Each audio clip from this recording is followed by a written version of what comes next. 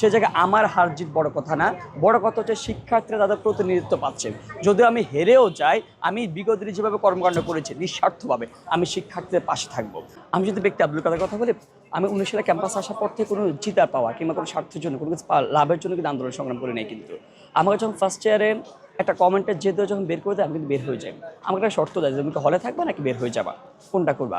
তাই আমি বললাম যে ভাই আমি যেটা সেফ, আমি নিজেকে মানে কি নতজনের মনোভাবটা আমি রাখতে পারবো না, এই জায়গা থেকে আমি সরে যাই। কিন্তু এরপর আমরা যতগুলো আন্দোলন সংগ্রাম করে জেলে যাই, আমাদের কোনো স্বার্থ জায়গা ছিল না। কিন্তু 5 আগস্টের পরেও একটা যদি জাতীয় রাজনীতিকে আমি স্বার্থ জায়গা থাকতো, এই ক্ষেত্রে আমরা চেষ্টা করছি সবসময় শিক্ষার্থীদের জায়গাটা, স্বার্থের জায়গাটা কীভাবে সমুন্নত রাখা যায়। এক্ষেত্রে আমি হারি কিংবা আমি জিতি, ব্যক্তি আব্দুল কাদের হারা জিতা ম্যাটার করে না। এক্ষেত্রে সর্বোপরি স্বার্থের জায়গাটা হচ্ছে শিক্ষার্থীরা অনেক বছর অনেক অপেক্ষা, জুলাই গণঅভ্যুত্থান রক্ত অঙ্গহানির পরে একটা নির্বাচন হতে যাচ্ছে। সে জায়গায় আমার হার জিত বড় কথা না, বড় কথা হচ্ছে শিক্ষার্থীরা তাদের প্রতিনিধিত্ব পাচ্ছে। যদিও আমি হেরেও যাই, আমি বিগত দিনে যেভাবে কর্মকাণ্ড করেছি নিঃস্বার্থভাবে আমি শিক্ষার্থীদের পাশে থাকবো। তো যদি জিতে গেলে অবশ্যই আমার যে একদিন ইনফর্মাল কাজ করতে গিয়ে অনেকগুলা বাধা বিপত্তির শিকার হয়েছি, প্রশাসন অনুকূলে ছিল না। আমি আমার ব্যক্তি উদ্যোগের জায়গা থেকে, সামষ্টিক জায়গা থেকে করেছি। যদি ফর্মালি কাজ করার সুযোগ হয় তাহলে মনে এটা আর একটু বেগবান করতে পারবো। তবে হেরে গেলে আমার মধ্যে কোনো আফসোস থাকবে না, যেটা বিগত 7 বছর ছিল না। আমার মনে হয় আমার এর মধ্যে একটা অভিজ্ঞতা হবে, আমি আরও ভালোভাবে এঙ্গেজ হতে পারবো। যে অঙ্গীকারগুলো জাকসুগান দিয়েছেন সেগুলো হচ্ছে আমি আমার মন মতো করে যাব। একই সাথে যারা নির্বাচিত হবেন তাদেরকে আমি সাপোর্ট দিয়ে যাব। ঢাকা বিশ্ববিদ্যালয়ের শিক্ষার্থীদের প্রতি একটা আহ্বান, যে এত বছর পর এত রক্ত এত অঙ্গহানির বিনিময়ে ডাকসু নির্বাচন হতে যাচ্ছে, আপনার প্রতিনিধি নির্বাচন হতে যাচ্ছে, আপনার কণ্ঠস্বর উঠে আসতেছেন। এতদিন আপনি সবচেয়ে বেশি উপেক্ষিত, নির্যাতিত, নিষ্পেষিত ছিলেন, কারণ আপনার কণ্ঠস্বর ছিল না, আপনার পক্ষে দাঁড়ার মতো কেউ ছিল না। আমার বোনরা 4th শ্রেণীর নারী কর্মচারী হেনস্থার শিকার হয়েছে, কোনো প্রতিকার পায় নাই, কোনো বিচার পায় না। আমার ভাই সম্মুখীন হয়েছে, কোনো বিচার পায় নাই। কিন্তু এখন যদি আপনি আপনার নিরাপত্তা জায়গাটা নিশ্চিত করতে চান, আপনি আপনার অধিকার আদায় জায়গাটা নিশ্চিত করতে চান, আপনি অবশ্যই ভোট কেন্দ্রে আসবেন। আপনাদের অনুরোধ, আপনি ভোট কেন্দ্রে আসবেন। অনেকে নির্বাচন কমিশন বলেন কিংবা নানান গোষ্ঠী বলেন, আপনাদেরকে বাইরে রাখার জন্য, নির্বাচন বিমুখ করার জন্য অনেক সিস্টেম মেকানিজম তৈরি করছেন। কিন্তু আপনি আগামীকালকে ভোট দিতে এসে সবাইকে সেটা প্রমাণ করে দিবেন যে না, আমি আমার প্রতিনিধিত্ব নিশ্চিত করার জন্য আমি অঙ্গীকারবদ্ধ, প্রতিজ্ঞাবদ্ধ।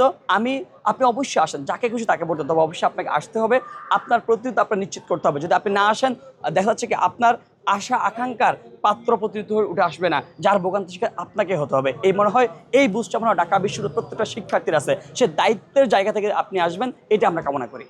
প্রথম কথা হচ্ছে সাইবার বুলিং আসলে করছে কারা, যখনই তার বিরুদ্ধে মনোভাব তৈরি হয়, সে মনে করছে যে আমার বিরুদ্ধে আচরণ হচ্ছে কিংবা আমার যে পছন্দের প্রার্থী তার বিরুদ্ধে কথাবার্তা বলতেছে, তখন হচ্ছে অপোজিশন করছে, সাইবার অ্যাটাক করতেছে। সেটা নারী পুরুষ নির্বিশেষে সবার প্রতি হচ্ছে, শুধুমাত্র নারীদের প্রতি হচ্ছে বিষয়টা তেমন না, পুরুষদের প্রতি। ওদের স্বপ্ন পূরণে পাশে থাকতে পেরে আমরা গর্বিত। সেমভাবে অ্যাটাকটা হচ্ছে। তো আমার মনে হয় এক্ষেত্রে যে কোনো দল কিংবা প্যানেল যদি সে শুধুমাত্র সাধারণ শিক্ষার্থীদের স্বার্থের কথা চিন্তা করে, ভাগ্যের কথা চিন্তা করে, তাহলে সে ব্যক্তিকেন্দ্রিক চিন্তা ভাবনার জায়গা থেকে সাইবার অ্যাটাকটা করবে না। শুধুমাত্র প্রতিপক্ষকে ঘায়েল করার জন্য এই সাইবার অ্যাটাকটা করা হয়, নানান প্রোপাগান্ডা বাজারে চাওয়া করা হয়। আবার একসাথে দেখা যায় কি নিজের পক্ষে নানান হচ্ছে জরিপ হাজির করা হয়, যে এত শতাংশ পাবো, অত শতাংশ পাবো, কিংবা একটা কৃত্রিম হাইপ তৈরি করা হয়, মিডিয়াকে তার পিছনে করি। আমার মনে হয় না যে ভোটদানের ক্ষেত্রে সাধারণ শিক্ষার্থীরা এই বিষয়ে ম্যানিপুলেট হবে। তারা অবশ্যই জানে যে মিডিয়া হাইপ তোলা মানে তার মাঠের কর্মকাণ্ড এক না। মিডিয়া হাইপ তোলা মানেই কিন্তু হচ্ছে, যদি বলছে নারীদের প্রতি ভালো একটা সাপোর্ট আছে, গ্রহণযোগ্যতা আছে, এটা মিডিয়ায় দেখা যায়। কিন্তু সাধারণ শিক্ষার্থীরা হলে থাকে, সাধারণ ক্যাম্পাসে থাকে, তারা জানে ওই প্রার্থীর বিগত দিনের কর্মকাণ্ডটা কেমন, ওই প্রার্থী শুধুমাত্র নির্বাচন কেন্দ্রে অঙ্গীকার দিচ্ছে কিনা সেটা সাধারণ শিক্ষার্থীরা ভালো করে বুঝে। তবে এক্ষেত্রে যদি ভালো হয়, আমরা যারা প্রার্থী আছে, আমরা যারা হচ্ছে প্যানেল আছে, প্যানেলের মানুষজন যদি শুধুমাত্র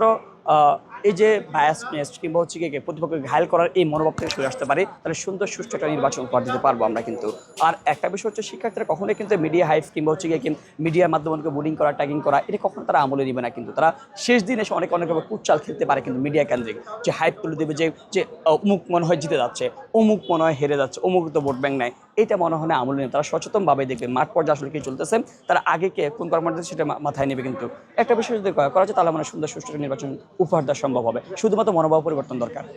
প্রথম কথা হচ্ছে বেসিক্যালি ডাকসু কেন্দ্রিক হচ্ছে আপনাকে সকল মানে সারা দেশের মানুষজন ঢাকা বিশ্ববিদ্যালয়ের শিক্ষার্থীকে তাকিয়ে থাকেন যে আসলে ঢাকা বিশ্ববিদ্যালয়ের শিক্ষার্থীরা কী করে। দেখেন বিগত ফ্যাসিবাদী আমলে সবাই মানুষজন একটা নিয়ত হিসেবে মেনে নিয়েছে যে নিপীড়ন নির্যাতন, তারা একটু একটা তাকিয়ে আছে ঢাকা বিশ্ববিদ্যালয়ের শিক্ষার্থী আসলে তারা কী করবে।